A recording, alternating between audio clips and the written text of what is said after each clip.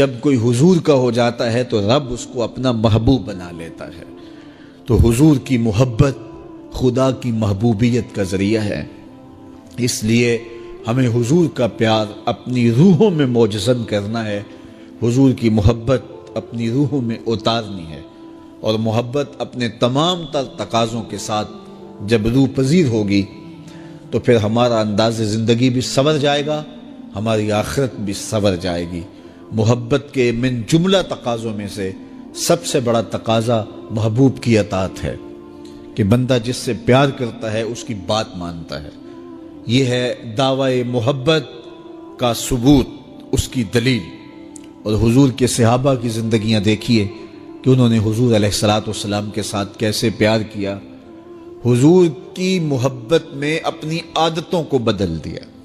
حالانکہ عادتیں نہیں بدلی جاتی، دو سکے بھائی ہوں، رشتہ کتنا گوڑا ہے، اور ایک گھر میں پرورش پائی ہے، ایک گود میں پلے ہیں، ایک باپ کے گہوارہ تربیت میں رہے ہیں، لیکن طبائع میں اختلاف یہ ایک فطری بات ہوتی ہے۔ ہمارے پاس لوگ آتے ہیں، دو سکے بھائی ہوتے ہیں، ایک کی طبیعت ادھر کو جا رہی ہوتی ہے، دوسرے کا مزاج ادھر کو جا رہا ہوتا ہے، ایک سخت نرم مزاج ہوتا ہے اور دوسرے کی آنکھوں سے انگارے پھوٹ رہے ہوتے ہیں، ایک معاف کر دینے والا ہوتا ہے، ایک سخت غصیلا ہوتا ہے، ایک کی طبیعت کے اندر تلخی کی چنگاریاں ہوتی ہیں اور ایک کی طبیعت کے اندر نرمی کے پھول ہوتے ہیں۔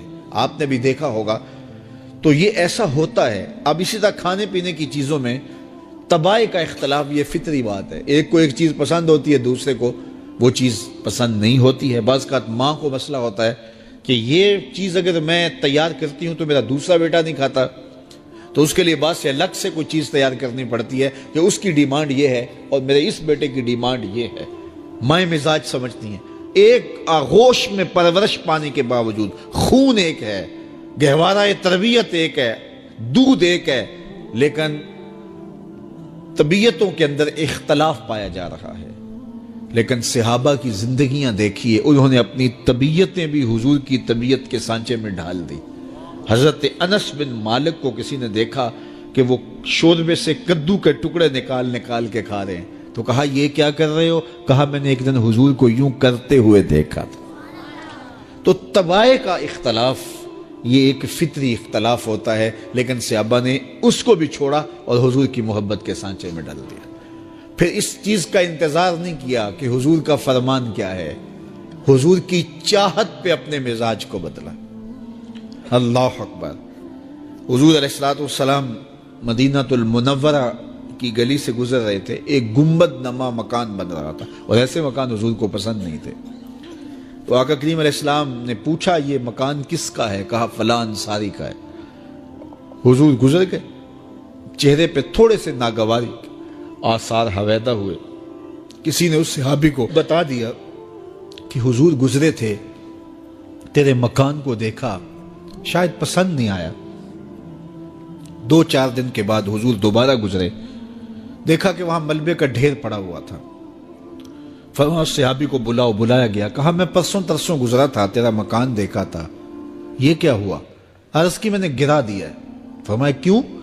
عرض کی سنا تھا آپ کو پسند نہیں، سنا تھا آپ کو پسند نہیں۔ میں اور آپ دیکھیں ہمارا کیا کیا حضور کو پسند نہیں، سر سے لے کر پاؤں تک، نجی زندگی سے لے کے سیاسی زندگی تک، اپنے امور ذات سے لے کر کے اپنی معاشرتی زندگی تک، ہمارا کیا کیا حضور کو پسند نہیں، اور ہر وہ چیز بدل دیں جو حضور کو پسند نہیں۔ محمد دی زیارت محمد دے رنگ وچ، اے ٹھگ بازیاں جانے پیارا محمد صلی اللہ علیہ وسلم۔ میرے شیخ کامل کا ایک شعر ہے، اور وہ شعر اتنا وزنی ہے کہ اگر میرے پاس جواہر لال موتی ہوں اور میں ایک پلڑے میں ڈال دوں اور ایک پلڑے میں یہ شعر رکھ دوں تو یہ شعر پھر بھی بھاری ہوگا۔ یاری لا تو پاک نبی سنگ، اے پر پوری یاری، پھر درود قبول ہے تیرا لکھ نہ لوں ایک واری۔ 1.25 لاکھ مرتبہ درود پڑھنا ایک طرف، اور ایک دفعہ حضور کی ذات پہ درود پڑھنا، ان کی محبت کے سانچے میں یوں ڈھل کر کے جو وہ کہتے ہیں وہ میری زندگی کا عمل ہے، یہ اس سے وزنی ہے، یہ اس سے بھاری ہے۔ حضور نے ارشاد فرمایا مجھے 5 ایسی چیزیں دی گئیں جو میرے سے علاوہ کسی اور کو نہیں دی گئی۔ پہلی چیز، جب حضور کسی سے جہاد کے لیے نکلتے، مقابلے کے لیے نکلتے، تو 1 مہینے کی مسافت پہ ہوتے تو دشمن پہ رعب پیدا ہو جاتا، تو یہ حضور کو شان دی گئی ہے۔ دوسری چیز، میرے لیے پوری روئے زمین مسجد بنائی گئی ہے اور پاک کرنے والی بنائی گئی ہے۔ یہ کسی نبی کی شان نہیں تھی، معبد میں جانا پڑتا ہے عبادت کے لیے، لیکن حضور نے اس صحن کائنات میں قدم رکھا، دھرتی پاک کر دی گئی۔ اب جہاں بھی کھڑے ہو کے نماز پڑھ لو، پوری زمین ہمارے لیے مسجد بنا دی گئی۔ تیسری چیز، اس امت کے لیے یہ خصوصیت ہے کہ مال غنیمت اس امت کے لیے حلال کیا گیا۔ اور چوتھی چیز، مجھے شفاعت کا حق دیا گیا۔ قیامت کے دن اللہ تعالیٰ جل شانہ اپنے محبوب علیہ السلام کو شفاعت کا اذن دیں گے اور حضور شفاعت کریں گے، اور جب شفاعت کا دامن کھولیں گے تو بڑے بڑے گناہ گار اس دامن میں چھپ جائیں گے۔ اعلیٰ حضرت بولے، پیش حق مجدہ شفاعت کا سناتے جائیں گے، آپ روتے جائیں گے، ہم کو ہنساتے جائیں گے۔ وسعتیں دی ہیں خدا نے دامن محبوب کو، جرم کھلتے جائیں گے اور وہ چھپاتے جائیں گے۔ اور پانچویں چیز، اللہ نے مجھے خاتم النبیین بنایا ہے، میرے بعد نبوت کا سلسلہ ختم کر دیا گیا۔ تو یہ وہ خوبیاں ہیں جو مجھے عطا کی گئی ہیں، حضور نے فرمایا میرے علاوہ کسی اور کو نہیں عطا کی۔ فرمایا کہ میں اللہ کے ہاں خاتم النبیین لکھا ہوا ہوں، رب نے لکھا ہوا ہے کہ میں آخری نبی ہوں، میں خاتم النبیین ہوں۔ یہ کب سے لکھا ہے؟ اللہ اکبر، حضور علیہ السلام کی ولادت کے وقت لکھا، 40 سال کے ہوئے تب لکھا، یا پھر جب حضور کا وصال ہوا تب لکھا کہ اب آپ کے پاس کوئی نبی نہیں آئے گا؟ کب لکھا؟ جب آدم علیہ السلام کا خمیر تیار کیا جا رہا تھا، ان کے لیے مٹی گوندی جا رہی تھی، میں اس وقت سے پہلے بھی خاتم النبیین لکھا ہوا۔ فرمایا میں پہلی باتیں تم کو سناؤں، دعوت ابراہیم، میں ابراہیم کی دعا ہوں اور حضرت عیسیٰ کی بشارت ہوں۔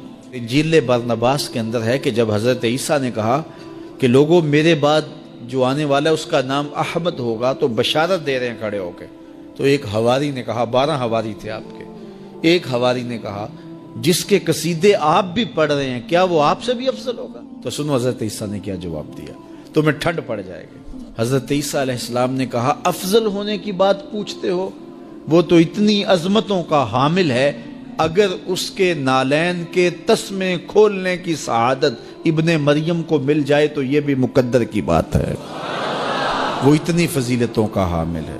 اگر اس کے نالین کے تسمے کھولنے کی سعادت مجھے مل جائے تو میں مقدر والا سمجھوں گا اپنے آپ کو، اتنی عظمتوں کا حامل ہوگا۔